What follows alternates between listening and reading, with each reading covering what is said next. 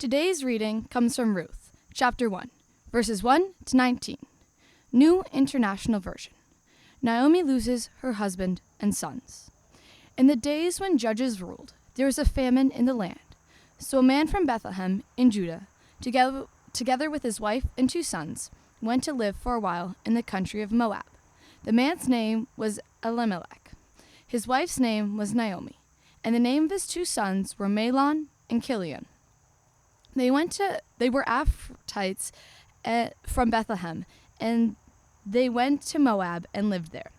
Now Naomi's husband died, and she was left with her 2 sons.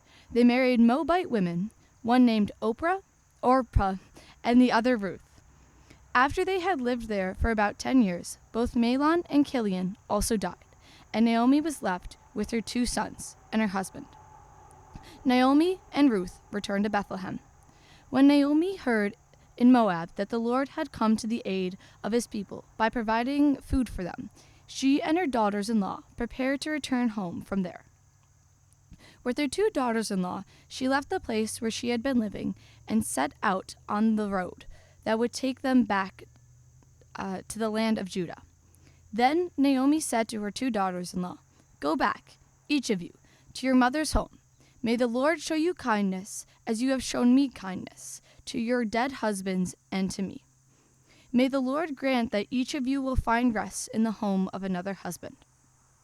Then she kissed them goodbye, and they wept aloud and said to her, "We will go back with you to your people." But Naomi said, "Return home, my daughters. Why would you come with me? Am I going to have any more sons? Who could become your husbands? Return home, my daughters. I'm too old to have another husband. Even if I thought there was still hope for me, even if I had a husband tonight and then gave birth to sons, would you wait until they grew up? Would you remain unmarried for them? No, my daughters, it is more bitter for me than for you, because the Lord's hand has turned against me." At this they wept aloud. Then Orpah kissed her mother-in-law goodbye, but Ruth clung to her. "Look," said Naomi, "your sister-in-law is going back to her people and her gods. Go back with her." But Ruth replied, "Don't urge me to leave you or to turn back from you. Where you go, I will go, and where you stay, I will stay. Your people will be my people, and your God, my God. Where you die, I will die, and there I will be buried. May the Lord deal with me, be it ever so severely, if even death separates you and me." When Naomi realized that Ruth was determined to go with her, she stopped urging her.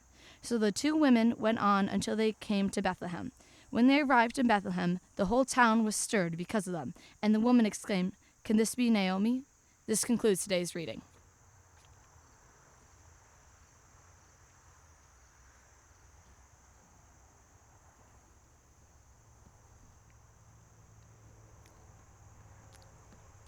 The Pan American Highway stretches for almost 19,000 miles.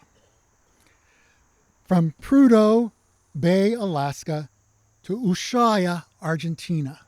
1,900 miles of marked and unmarked highway that makes up the Pan American Highway. Of this 19,000-mile trek, 66 miles of the highway is incomplete. It's incomplete at the Darien Gap. Not that they haven't tried to build a highway, or explorers have tried and rusted out cars they've left behind, or they've spent years trying to get through. Even one trip of British Army, the captain returned back to England to figure out a plan and left them there for a year and a half to make little progress, but they finally made a car through it. Most tell us the Darien Gap is impassable to cars. It's basically a marshland with very tall mountains. The Darien Gap is a very dangerous place. The Darien Gap runs through the border of Panama and Colombia.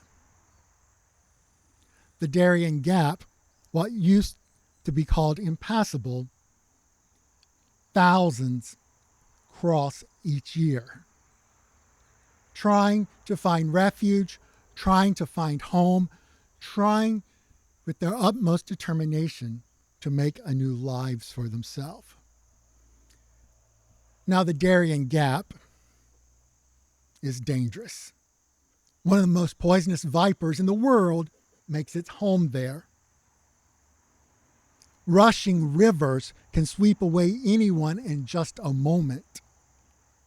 High mountains and rope ladders from one place to the next. Yet, in the last few years, between 30 and 50,000 people, immigrants, have made their way through or have tried. For it is for a chance of hope, a new life. But the journey is dangerous. Not so much because of the vipers and the spiders and the jungle, the wetness. The Darien Gap is controlled by the cartel, by drug lords. And the porters, the couriers, the guides as they like to be called, who receive large sums of money from those trying to escape from many places around the world who gather in Colombia, whether it be from Venezuela or Afghanistan or China. They risk their lives for something better in hopes. But being a refugee or a migrant is dangerous. Not only are the porters in cahoots with the drug lords, the porters too, who often with their iPhones send out messages about how easy the crossing is, depending on who you are, it can take 2 to 10 days to make this crossing. Now, there was an unlikely pair a couple years ago, threesome, I would say, where 2 women, as they were gathering their things to make this journey, met with 3 men from Afghanistan. And they sort of decided to stick together with one another. But making such travels are dangerous. For think, you're in the middle of the swamp, in the jungle, in the high humidity, and you scrape your arm. Infection almost immediately can set in. Now, there may be water, but nothing quite heals with so much moisture around. And as they make their way through this treacherous place, their guide, who is supposed to offer them all the way through into Panama, to Bajo Chiquito, decides that his journey ends at the border. For those guides who are illegally operating human smuggling, as some are called, may be shot for entering into Panama, leaving those who travel alone or trying to find someone else who will help. But the challenge is the beautiful pictures they paint often find those who have no galoshes, for mud can sometimes go up over your knees, and they are only there in flip-flops. But to make matters worse is the policy.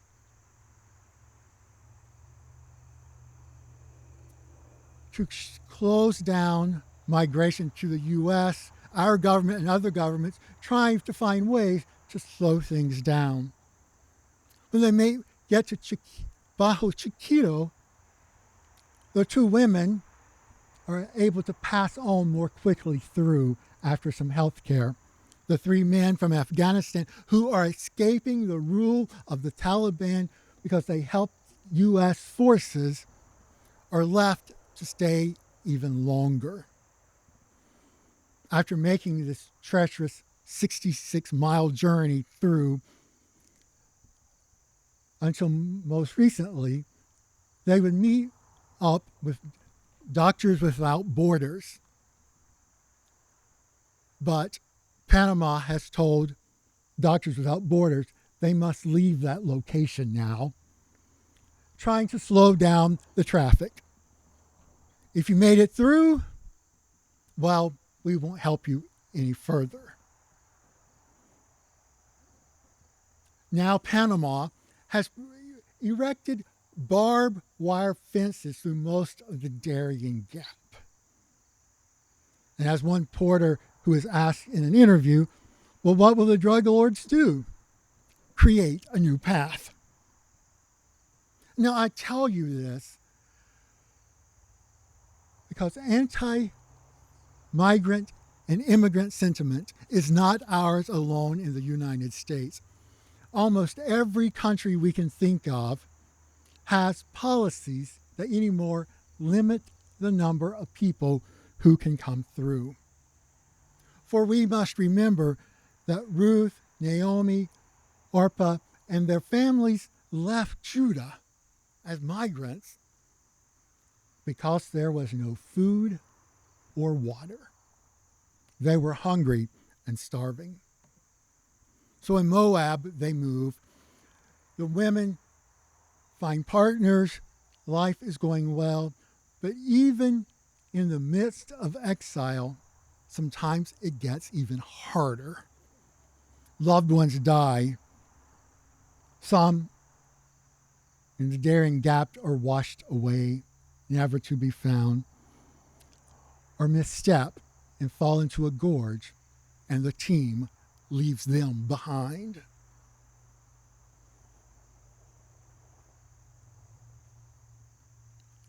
But this we should remember, that immigrants and migrants have changed the lives of many for the better. In one translation of Ruth ends with the townspeople gathering and asking, could this be Naomi? And then they translate a little more, which means, is this Naomi our joy? Has your life been changed by a stranger? Perhaps it's not a migrant, but someone you never expected to come into your lives. But there are migrants and immigrants, refugees who have escaped with barely nothing, who've changed the way humanity has looked at the world. In the United States, consider former Secretary of State Madeleine Albright, Albert Einstein, Sigmund Freud, and at that point, the young Pakistani girl Malala Yousafzai, who was shot trying to make way for girls like her to go to school. These stories change our lives. I dare say it's their stories and their encounter with others that have created out of sadness joy. Joy that has given us the opportunity to look at new perspectives. This summer, as we have traversed this time together of I've been meaning to ask questions, we have focused upon where does it hurt?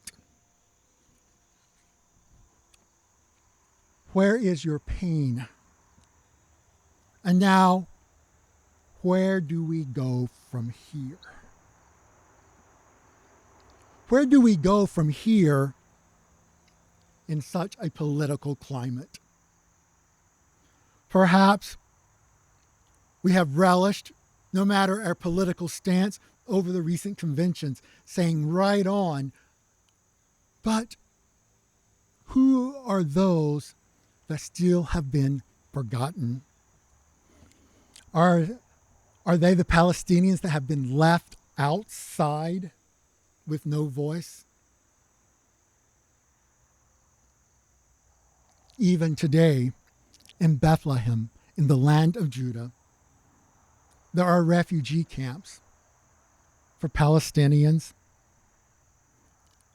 They've been living in these refugee camps for over 40 years now, some without the lack of toilets and sanitation or running water. There's a tendency to demonize what we don't understand. But how can we change that tendency to look for joy? To look for those instances that change people's lives. Upon reflection from my youth days, I've thought of the story of working in Houston, Texas on my first church mission trip.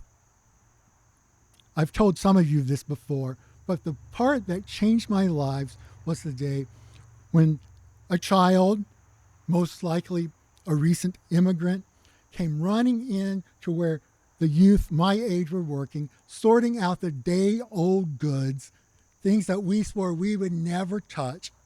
And this boy, probably 7 or 8 years old, was so excited because today is the day I get my donuts. What do we discard that we can reclaim? To reclaim joy for the lives of people who have to flee. And when we finally meet them, whether it's Afghan families that we work with in this area or refugees from other places, how have they brought joy into your lives? And how can we share the joy of our shared humanity? Amen.